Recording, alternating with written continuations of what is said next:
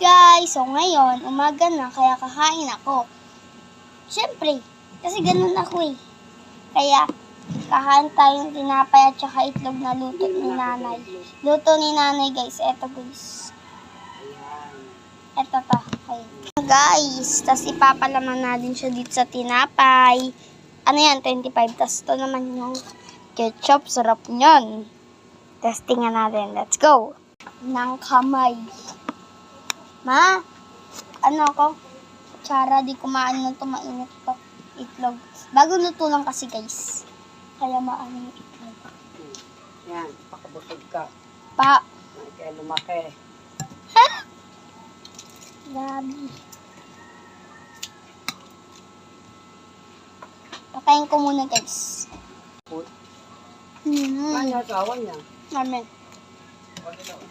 Oh, Lagyan pa natin ng siyempre itlog. bakit di siya natutulog? Nasa kanila pala yung asawa niya. Ngayon pa. Labot sa rin yung bahay sa Pakyo? Bakit yung Chop. yung asawa niya natutulog? Demonyong gunting naman na yun. Pagod na ako ng dito. Nagalit na ang aking lola guys. May stress. Tara.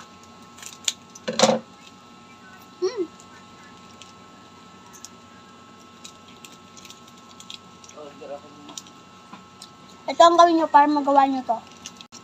Una, bili kayo ng 25 na andisal. Next, kung meron kang ketchup, ilagay nyo. Next, dapat may itlog muna bago mo ilagay yung ketchup.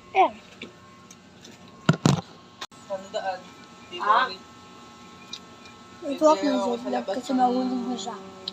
Yan. Oh, sandaan. Tapos dito original. Ako nga bumili na remote 70 eh. 3 araw lang na ginamit. Yung remote kasi ng TV ko na rin, 700. Ayun, hindi na kakalabahan.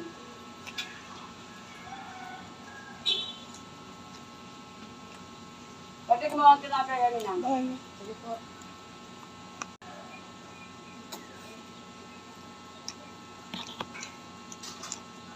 Bye!